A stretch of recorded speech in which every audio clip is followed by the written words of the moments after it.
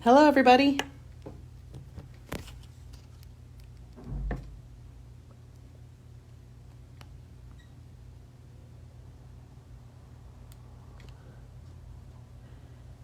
There's been a bit of a change of plans. I was supposed to sign into the Region of Waterloo Museum for tonight's live stream, but the password that they gave me didn't work for some reason. So I think what I'm going to do is I'm going to sign in here on my regular page. I'll save it, and then we'll post it as soon as we can to the Waterloo Region Museum pages.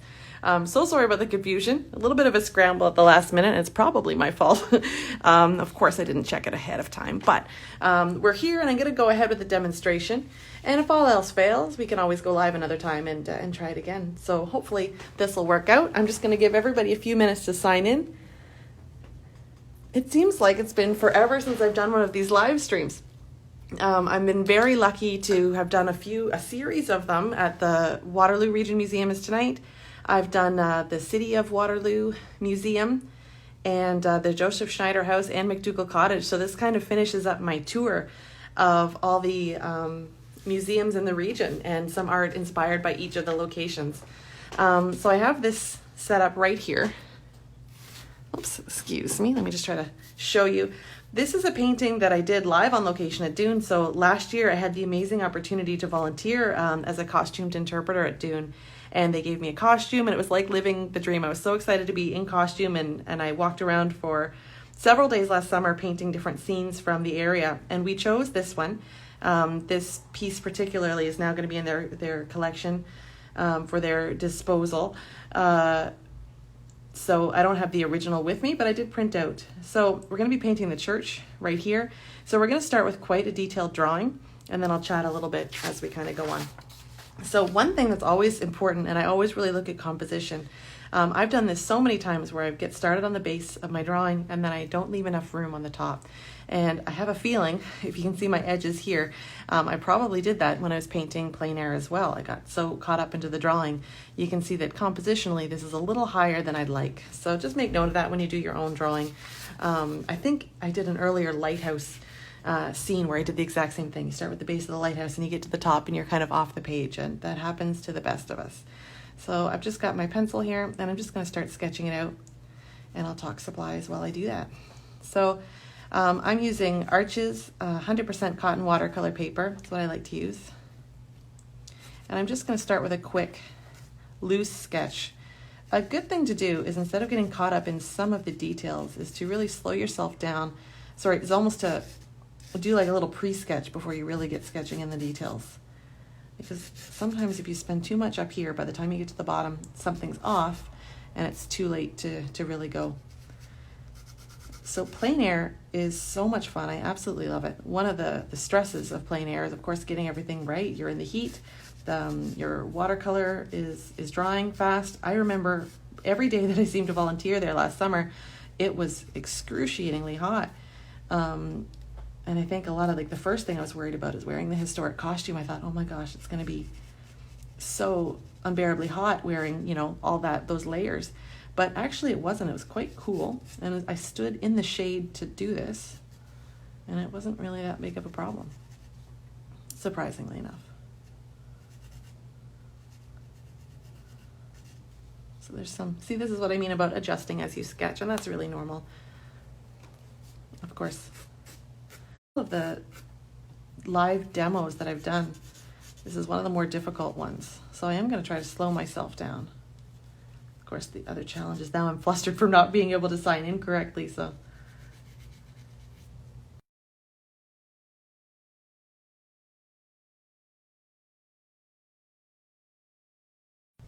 I just love there's something about just the feel of the place. I'm looking, and my house is a wee bit narrow. I'm using a kneaded eraser to just kind of erase extra lines that I don't need. And the purpose of these demos is not necessarily to get a perfect painting. It's very much a practice when you're sketching and painting plein air. There's a lot about painting plein air that's very much more about the process than it is about getting a perfectly accurate drawing. Because if I took an hour to really perfect the perspective and everything on this drawing, of course, that's great, but we don't always have that luxury. And in the heat and the summertime and, with the changing light, we have to kind of learn to sketch fast, which is a challenge. And one of the things that I love about plein air painting. So there's that tree. I've got 3 windows.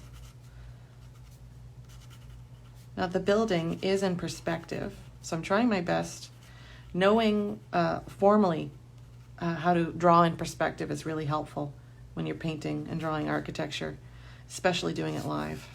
I'm just going to kind of sketch in my tree line back here. But if you are looking, to expand your drawing, and if you're doing a lot of sketching of buildings and things like this, really look into like 1 and 2 point perspective, because it makes the whole process of drawing a lot more intuitive.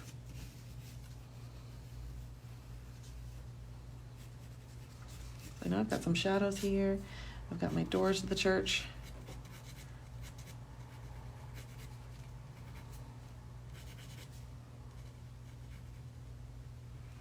So if you can see by my setup, I have my phone kind of up above, so I would love it if you guys could comment, say hello. I'll try to peek up every once in a while to kind of see what you guys are saying. But I might not be able to respond right away. Okay, so I've got my... If you're following along at home, which I know a lot of you guys like to, I apologize that this is going to be a very speedy sketch, because I do want to get painting quite quickly. Luckily, this will be available tomorrow, and I apologize about, I know we told you we'll be on the Dune website, so what I think we'll have to do is just post it tomorrow there, and people will have to watch it a day late, which is too bad. But the good thing is having the post ready to go is that you guys can watch it for 24 hours too, so if it's going too fast, you can slow it down. Technology. I feel like a lot of teachers and artists, those of us, a lot of us weren't really online that much before COVID happened, and now we've all kind of had to adapt and figure out how to teach. I do a lot of teaching. That's how I make my living. I teach at Homer Watson House and Gallery, and I teach privately. I teach at a couple of different locations. So I'm looking at my drawing, and I think for simplicity's sake, and because I'm running out of a little room here, I'm going to leave out the gazebo, and I'm going to make it more about the church. So this is an artistic decision. We would do something like this plein air, and it's called artistic license. We can really paint however we like. And if we decide to leave some things out and change the composition, we can do that. So I apologize if anybody was really attached to that gazebo. I also kind of vaguely remember painting it on location and being a little frustrated with painting that gazebo and some of the florals there. So we're going to simplify it a little bit just for the sake of this demonstration. I'd wondered about drawing my thing ahead of time and then just painting on top of it, but I wanted you guys to kind of see how I approach the drawing and give you, anybody that's following along at home, a chance to kind of draw along. So if you are, drawing at home, you could even focus on an even smaller area as well. But there's something nice about like the looseness here, just take a loose kind of approximation. When we say loose in watercolors, we usually just mean just kind of a very abstract, quick kind of sketch. I moved my tree a little bit.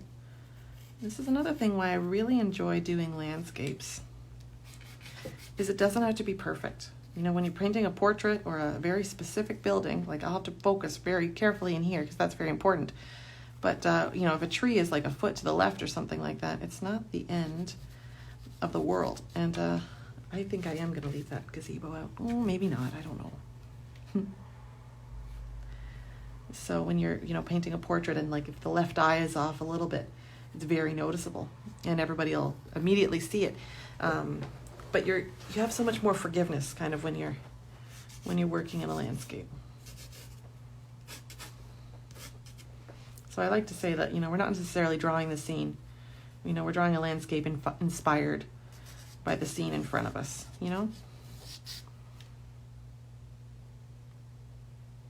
let's put this gazebo in there.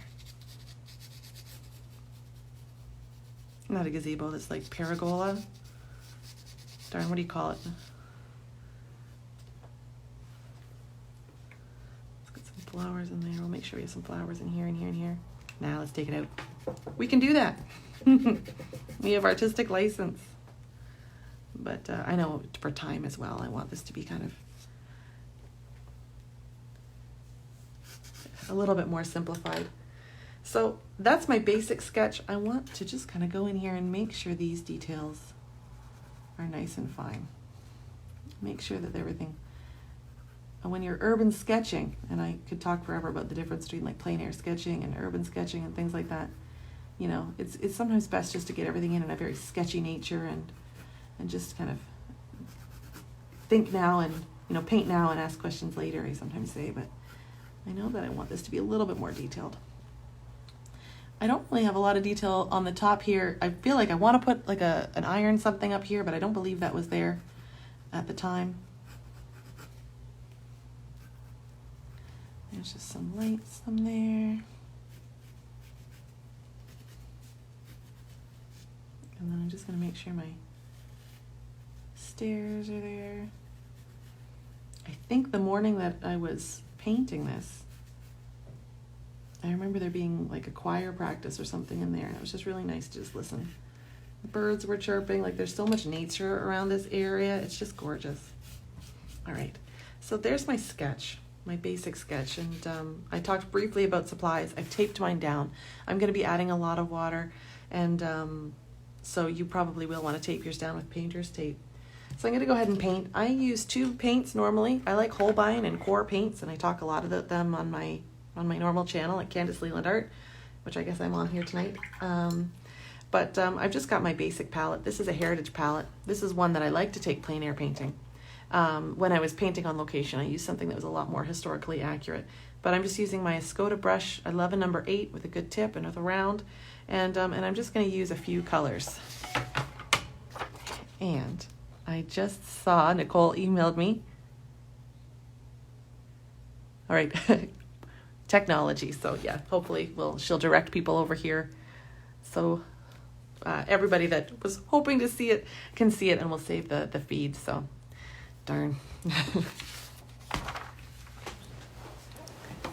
So I'm just going to take a peek here. There's 9 people watching. I'm going to adjust this a little bit so you can see. Anybody have any questions? I see some waves. That's always nice. But it's really nice to see some familiar faces. All right. So generally with landscapes, I like to kind of start with the back and work my way forward. The other benefit to it is I find that it's kind of the simplest place to start. And sometimes, you know, I know that this is the most complicated. This might be the part that's intimidating you. Sometimes just getting over that hump and just making sure that you can get some paint on the paper can be really helpful. So I'm going to start with my background. And I'm going to use a bit of a cobalt turquoise. So if anybody's followed some of my classes, I usually like to use a cerulean for the background, but I'm just going to change things up a little bit. This is a beautiful sky color as well, and it mixes to make a beautiful green. So I'm going to take my cobalt here, and I'm going to just kind of put it in my sky. I'm going to water it down a little bit more and kind of get my sky back here. And I have this beautiful tree line, and I'm going to go right over top of it, because I'm going to go right up with my tree line. So I'm not really worried about what the tree line itself actually looks like. I'm just worried about getting this blue sky up here. And that way, if there's little gaps in between the tree leaves as I paint them, I'll see the sky through them and not just like a white kind of blank spot. So there's my blue sky. So then sometimes taking a look around the painting, I like to do usually a wet and wet kind of underpainting. So I'm just going to kind of put in a few things here, bring that color from the background to just a few different places. So I'm wetting some of my paper. So I'm not going full wet on wet, like I'm not wetting the whole paper, because I don't want to be standing here forever while it dries, but I do want to just kind of place down some of these blues. Our painting today, I think I spent a good couple of hours on my original. So I'm not going to go into as much detail. And I believe my original might have been a little bit bigger. So that cuts down things. So if you're looking to finish a drawing in good time, work smaller, work postcard size. There's nothing wrong with that, especially if you're outdoors. You know, build up the confidence and then you can work really big. So even though I've got a little bit of color there, I'm okay with that. So let's go in and get these background trees. So instead of going straight to an automatic green, sometimes I call them my cheetah greens, I'm going to mix in some of my yellow. I've got a beautiful lemon yellow here by Holbein, and I'm just going to mix that right in with the same blue in the background. It's going to unify the painting. Already, beautiful green there. Let's just see what we got there. Very nice. And you see how I've got this kind of variegated color here, so that'll work really nice. Let's make sure we have some yellow here. We can always glaze, which is putting on layers after. Let's get some of that in there. You'll notice that at this point, I'm holding my brush very far back. I'm kind of avoiding, like, you know, the death grip. You know, this frees you up a little bit as a painter. I'm seeing that this is quite green, quite like limey green. I want to earthy it up a bit, because that's a word. I'm just going to add a little bit of my quinacridone gold to here. See how that just kind of give it a bit of a golden hue, and like it really was kind of golden that day. So everything's kind of opening back up. It looks like there'll be some places open again, so I can't wait to return to some of these places. All right, so let's get some of that color down here. So I usually kind of approach a painting where I kind of just throw the color on. It gives me kind of a map. It gives me a starting point. It helps me to stop panicking. You know, have you ever looked at a scene and kind of been like, oh, where am I going to go? Where am I going to start? Sometimes just start at one spot, work your way around. As long as you start light, you're going to be okay. All right, so that's looking all right. Let's get some of these background trees. They're quite dark. Saturating up my paints, and I'm going to add a little bit of my phthalo blue.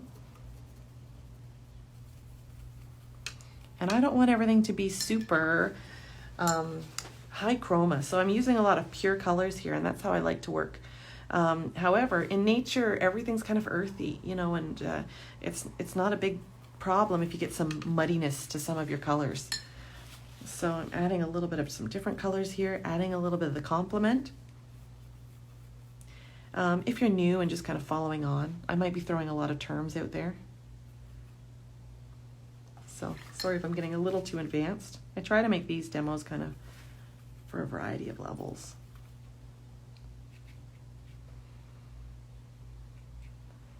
So I'm going around this bright tree in the front. It's quite dark in the background, isn't it? I'm even going to put some umber. Too much umber, way too much. Do you see how that color is getting nice and earthy? It's almost a little mossy. Let's kind of get into what we want.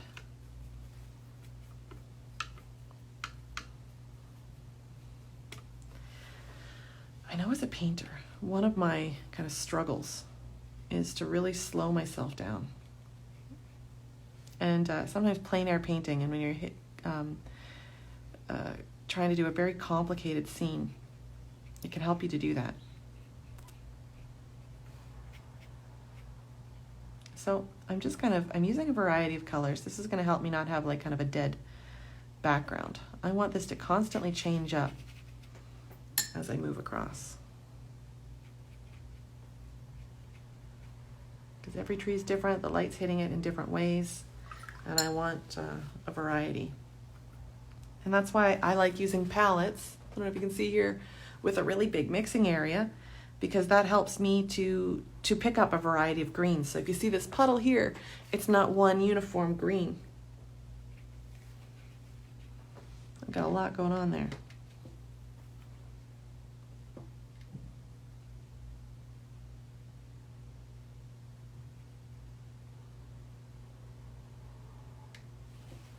So it's blended into there, and that doesn't bother me because I'm going darker on my roof. Also, don't panic if things kind of start to bleed into each other. It's watercolor. People are gonna they want that, you know, like you want to see a little bit of that blending, and let the watercolor do it. I said that and then I'm like, but not there. So if you also get a little carried away too, you can always dab things up with a paper towel. And watch your edges. I love using this, these are Skoda brushes. And I love using them because even with I'm using a quite big brush, I've got a beautiful tip and I've got a lot of control. So I'm just working my way across, kind of left to right.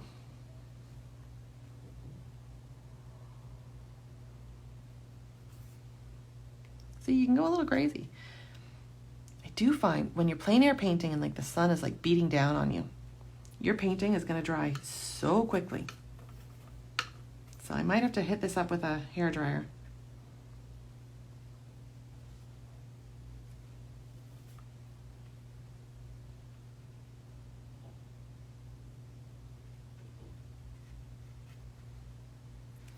So if you're not comfortable with covering a large area, newer painters can maybe get a little bit of a blooms, because this is kind of like creating a flat wash. I've got a bloom there. I'm not being too careful because I don't mind the blooms myself in a background like this, especially something, you know, plein air like this. But you could wet the whole thing and do the whole part in wet and wet technique. And if you don't know some of these techniques, don't worry, just kind of paint along. You don't need to use all the fancy pants techniques.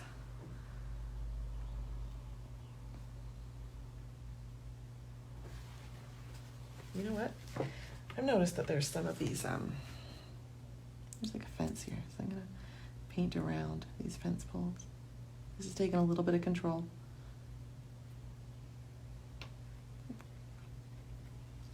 Painting around my trees. Some of it's bleeding in where there's some of that blue, and that's all right. It's still kind of loose and exciting. With all these colors, like let it go.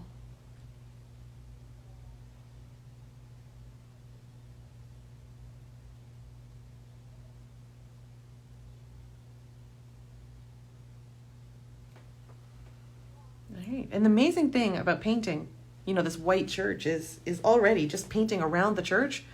The painting's starting to come to life.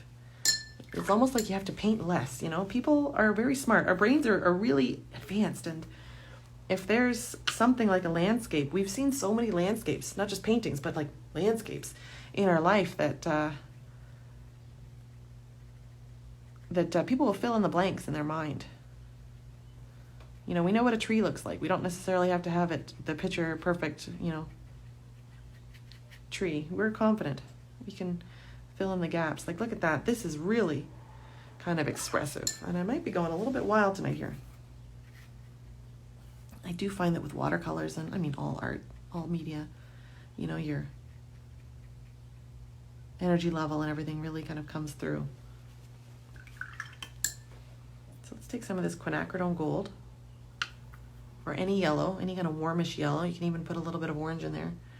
And let's kind of just put these trees in. Even though it's wet, they're going to bleed a little bit. We can fix them up later, but it's going to push. Yellow's like a pushy color. It likes to push that green out. So there we go. Let's throw those in there. I'm going to leave this guy till last, and I'm just kind of scanning the painting to see if there's anything else I'm missing. Let me get some of this light green. I love the green that this cobalt turquoise. This is a cobalt turquoise by Holbein. And mostly a lemon yellow. And I love that green. It's like limey. Definitely one of my favorites. And always start light, especially with greenery. There's a lot of different greens here. So just start with your lightest one, kind of cover it down, and we'll put all the other shades on top. So, and I'm using, in some places, a dry brush technique. So a dry brush technique is where I take that side, there's the side of my brush. I don't load that paint up too much, but I really dry a lot of it off, and I just kind of stroke my paint brush at the side. What that does is it just gives you texture. It'll pick up all those little ridges on the paper, gives you a little bit of texture. All right, so it's starting to dry in different places. I am getting blooms, and I'm okay with that. We're gonna go with it. I'm gonna give it a blast with the hairdryer. So hairdryer is going to arrest all this beautiful movement too. So if you're on your own watching this later, pause it and maybe let your painting dry naturally. Highly recommend that, but I am going to plug in my dryer. And at this point I can answer some questions too if you have questions. I can pop up and read them.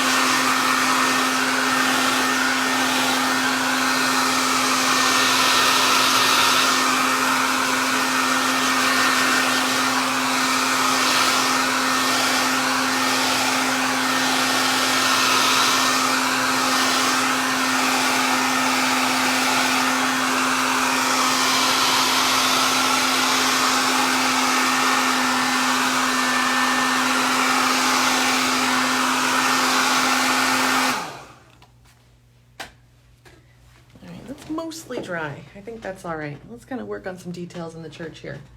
So you might want to downsize your brush if you don't have a ton of control or experience. Just maybe even do a smaller, like a number 4 for some of this detail work.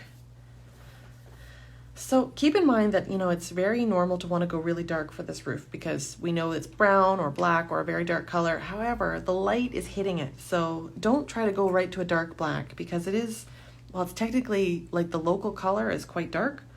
Like the light is just beating down on that roof too. So I think I was using a lavender in this painting as well now. I think just as an aside story, I think I used, this is all my paint, the lavender in that original. Maybe I can get my lavender out and get some of that in there as well. I think I had just bought it and I was really excited about this paint. This is a Lavender by Holbein. Not all the paint lines have the same colors, and lavender is kind of unique to Holbein. So let's get some of that lavender in there. Or you could use a cerulean. You could use more of your cobalt. Let me just adjust a little bit. There we go. So I'm going to make a little puddle with my lavender, and I'm going to add a little bit of my burnt umber just to darken that up. See how I automatically got a beautiful gray. Maybe add a little bit of indigo to darken it up. That's nice. That's beautiful. Mixing grays is a big challenge for new artists. I think learning how to mix very intuitive, very quick grays and darks and neutrals and things like that is one thing that really will help you in your journey.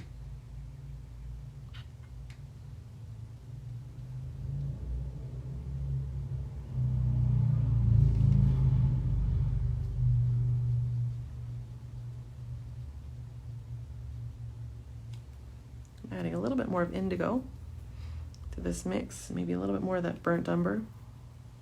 Let's get some of these windows in the back.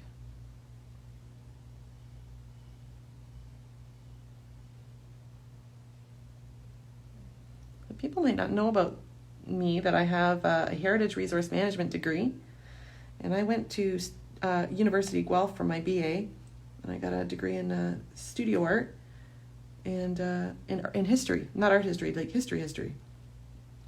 So these heritage sites are really important to me. I kind of wanted to get into working in heritage and working in museums. That was my kind of original plan. And of course, now I'm an artist and I absolutely love that. Happy to be doing this. Kind of glad where I ended up, but that would be my second choice. I just love, historical clothing, historical artifacts, all the story. Like there's such a beautiful storytelling aspect to working in heritage, and maybe that's why I'm an artist as well. To be an artist you have to be kind of a storyteller as well, like a good communicator. And I love these heritage sites that just, you go there and it's like you're transformed back in time. So this steeple, I believe, is still white, so I'm not going for that dark. I'm just taking a little bit of this Holbein lavender and just kind of getting it under here, in there. And what I'm going to do is I'm going to let this dry and I'm going to move to a different aspect of the painting so that I can start over here. Does anybody have any questions or comments or? All right, so let's start to build the rest. Let's take that same dark and get these fence posts in.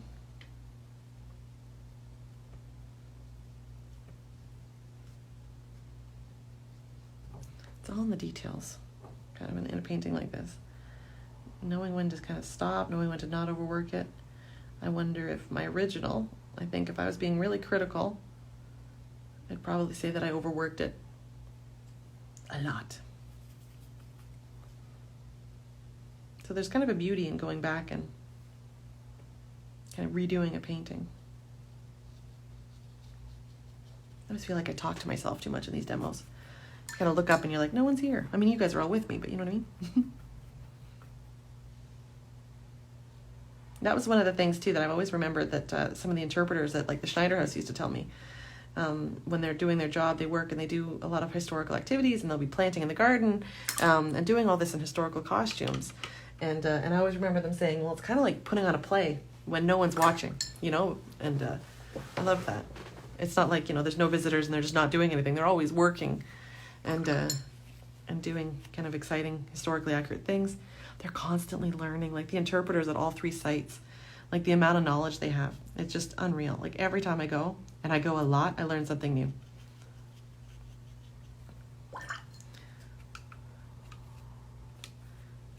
Let's get this tree trunk in here.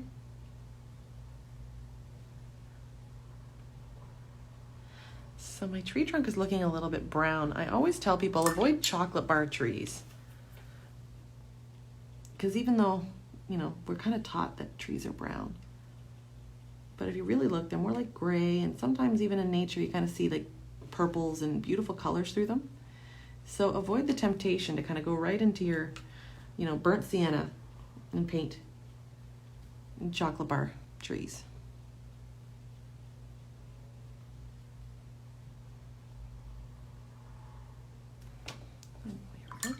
Let's get some more here. And I'm using a bit of an Indian red here just to kind of warm things up. I'm not thinking a lot about my colors. I mean, I'm kind of just going with the flow. Sometimes the nature of these paintings is a little different than like a finished studio painting. Like if I was maybe starting from scratch and working from a reference photo, I might approach it very differently. I might be very thoughtful about all my color mixing, but this is very free and a little bit expressive, you know? When you're plein air painting, you're not as finicky about the details. It's more about, I probably said this like 3 times this demo, like it's more about the process. Let's get some of these beautiful doors in here. But I find that relaxing. And then at some point, kind of like time goes away and you're just focusing on what you see. And you're just looking at color.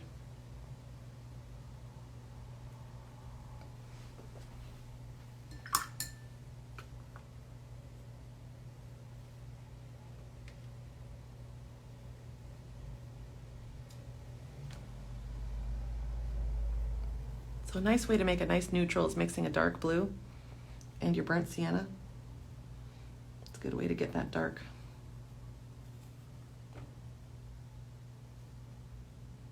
Maybe even if you're working on the tree here, go to a smaller brush. And I kind of apologize. I think I am kind of like, sometimes when I paint, I kind of ping pong my way all the way around. I think every artist has their own way. I find that watercolor leans itself really well to my short attention span because I'm not focused on here and then I go over here and I kind of go all over the place. And then at the end, I start to bring everything together. Maybe not the best technique for teaching a demo, but I'm trying. So there's this large kind of brush shape here. Also, if you're following along at home and maybe struggling to keep up, don't feel self-conscious or don't think that, you know, don't take that as something personally. I'm kind of a notorious fast painter. So don't feel like, oh no, I can't paint that fast, I take forever. Like you're probably painting at at a quite normal speed, and I'm probably painting a little too fast.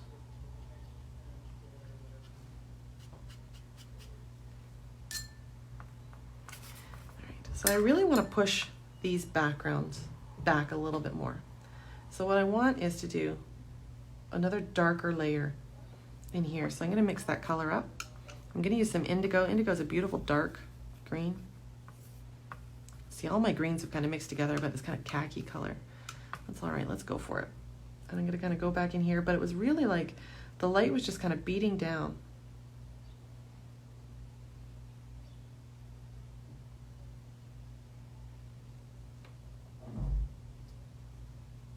And it was probably getting close to noon.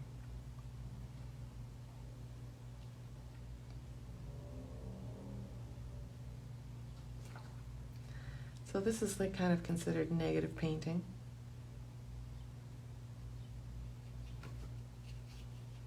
Where I'm painting around these shapes, so it's kind of like you're backwards.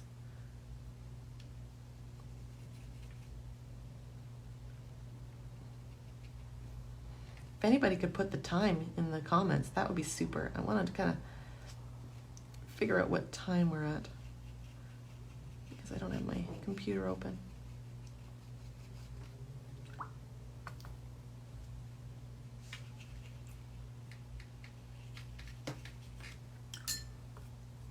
So do you see how by the negative painting has really kind of brought out those front trees?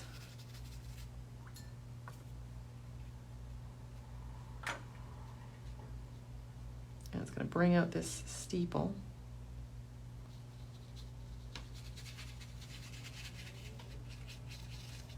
Whoopsies.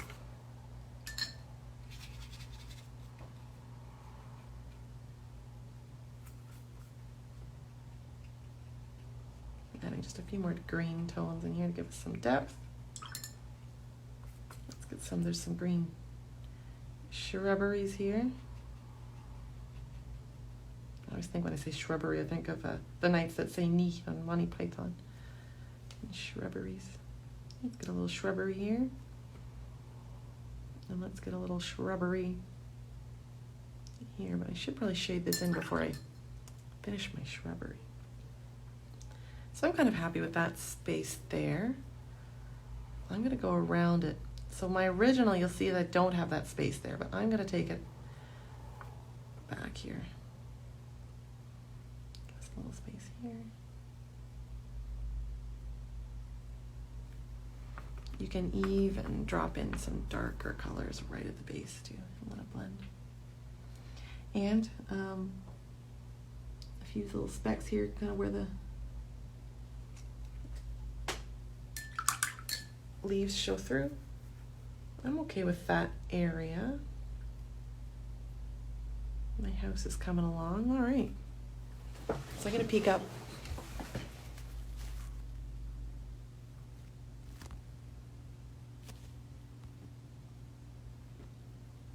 $7:08. Thanks, Nicole. We got lots of time. Or do we? So let me get the shadows on here.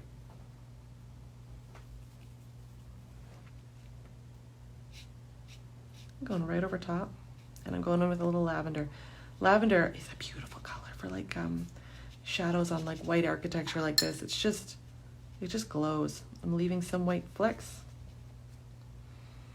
And so again, even with time constraints and everything, I'm going to just be simplifying this a little bit.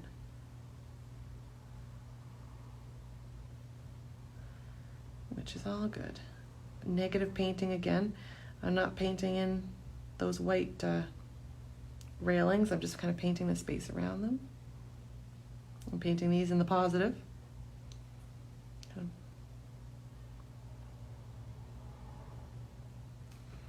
I've got this, the base to the architecture, like that stone kind of base in there.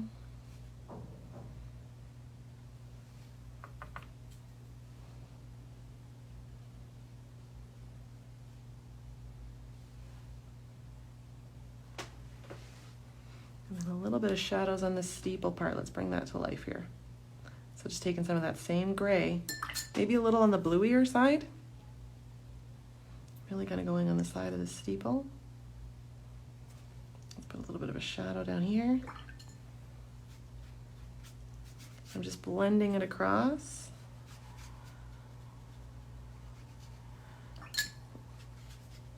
All right. So I've done a nice bit here to kind of bring out, to push back that background. Let's do the same over here. Picking up all my darks, adding maybe a little bit more. And let's go along.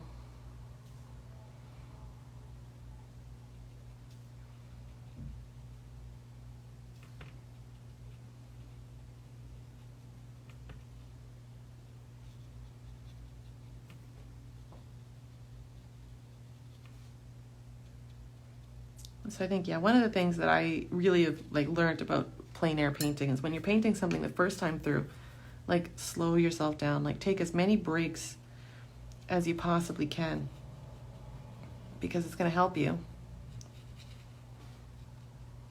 not make silly mistakes, and it's going to help you see your subject. And that's coming from a notoriously fast painter. Best thing you can do is just kind of slow yourself down.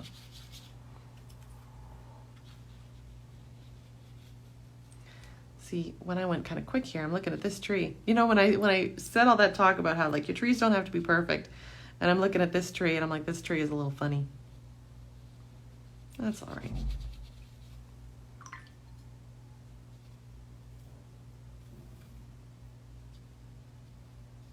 I'm trying to channel Bob Ross, some happy accidents here. There's those dark colors in there. See, it's because I'm doing my negative painting. It's every time I do another swoop, I'm taking a chunk of this tree of it. So that's what's happening there.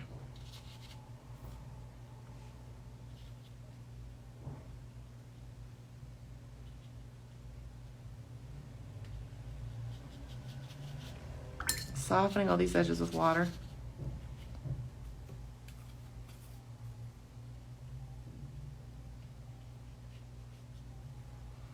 So the dark and the light, that's really, this painting, what really drew me to the scene, too, was some of the dark and the light. That contrast between this, where the light just kind of hit and just illuminated the grass here, versus the rest of the painting, which is just very dark and in the background.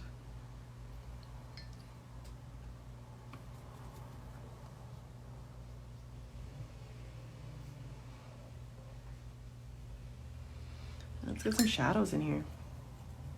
So my shadows, I kind of got them on the bluey side. I'm going to use some of my lavender, a little bit of my just green mixed in, and I'm just going to dot them in kind of right under my trees here, leaving some little speckles here.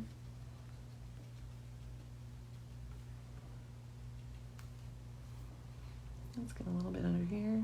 I don't want to overdo these, but let's put some more lavender in here where there's starting to shadow. Think about these, casting a bit of a shadow. And thinking about this guy, he has a nice shadow.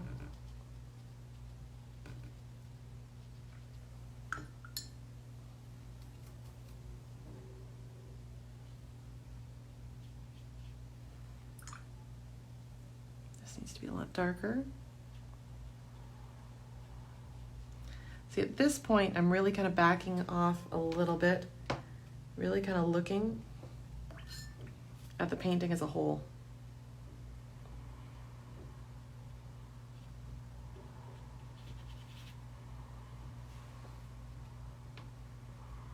Let's see, where can I fill in little bits?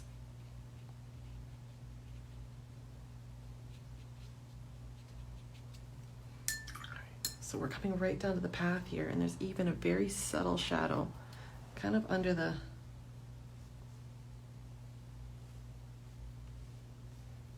just that little edge, where they cut the grass. Blending that down. And I'm getting to that point where I'm like, okay, Candice, let's not overwork this painting. Just giving us a little bit of a shade here.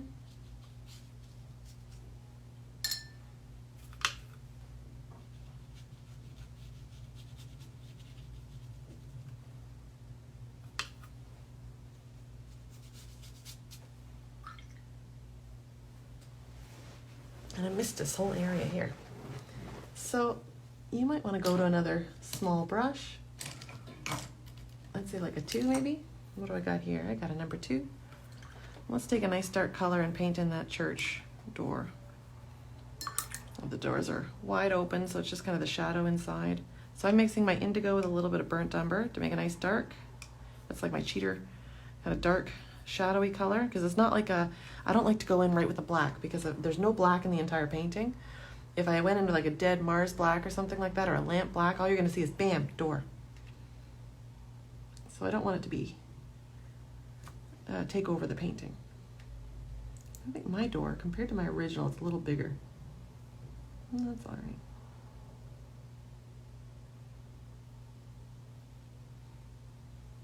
More inviting.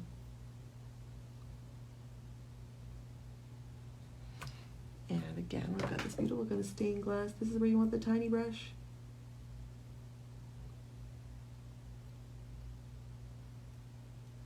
So we kind of try, I don't know what you call that, like the triangle 3.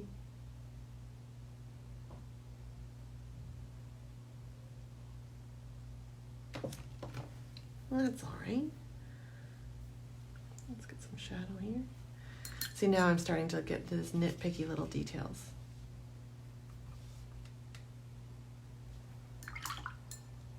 Let's finish up this tree here. So I wanted to make sure that I got that shade on the tree. I'm just dabbing it in, leaving those little holes through it. Don't forget to go back to your yellows too.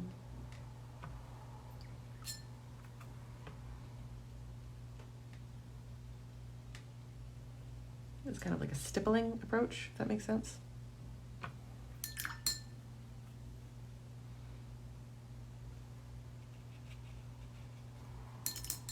So everybody can be super critical of their work. I know that I'm looking kind of at my work and I'm like, oh, these trees, these poor trees. But we all have to kind of be kind to ourselves too. It's very easy for me to say, like, you know, to want to use that inner teacher voice and that inner kind of critic that's like, oh, it could be better, this could be better, this could be better. And remember, like, it's quick. It's just watercolor. You can always redo it. Let's get some of these base. So another way to really make sure all your bushes and everything looks kind of 3D is make sure that underneath there's a shadow, because the light's not getting to the bottom. Same with your trees. Make sure they're darker on the bottom. Let's get those shadows in. And I'm going to probably take a little step away. Oh, there's a little bush here. That's too dark. Let's see if we can do that.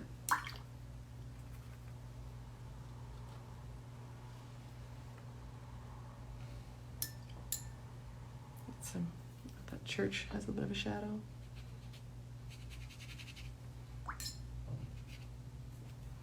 And then let's make sure that we can kind of really see.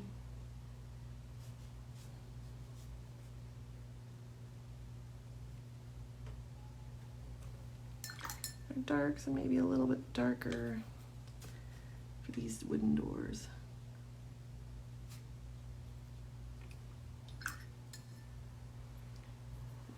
Bit of a shadow under this.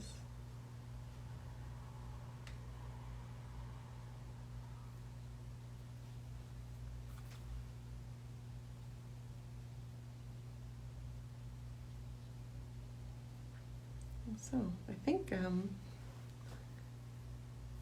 I don't want to overwork it.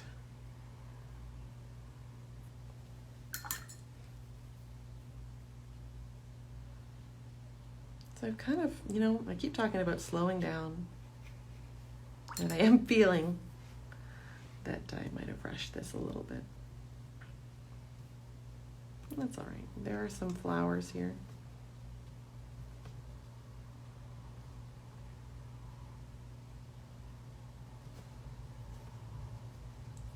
stippling them in.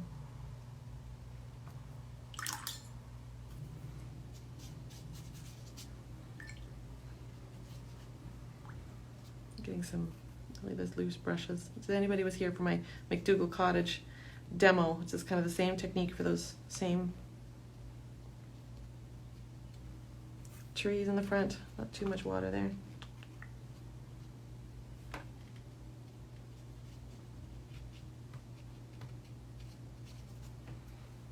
Well,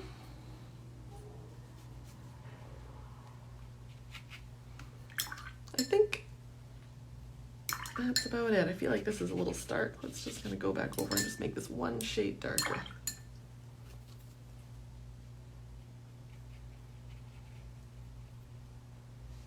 Maybe just a little shadow under here.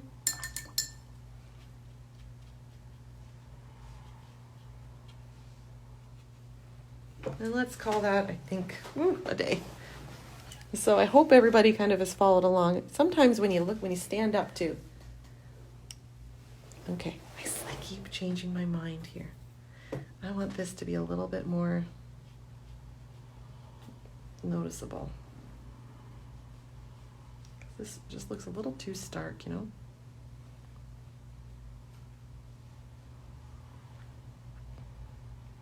All right, well, I think I'm gonna leave that for now. So it's really normal, you know, when you redo a painting or change things around, that it might not look exactly like your original either, too.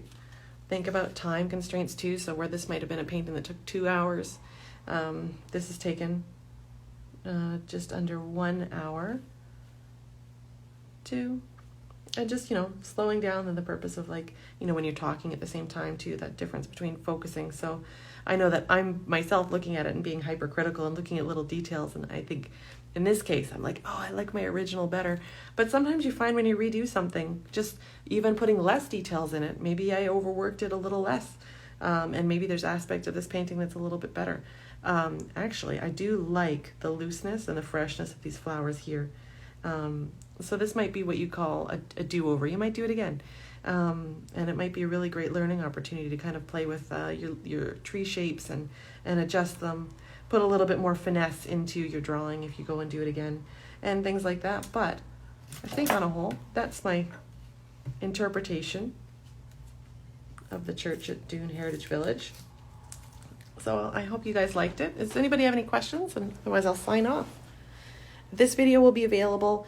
I'll leave it on my page for sure, and we'll put it onto the both Facebook pages and the Instagram page of Waterloo Region Museum. So sorry for any of that commotion or confusion, but hope to see you again. And if you want to follow for more live demos, follow my page, Candice Leyland Art, and check me out. So thanks so much for joining me. Have a great day.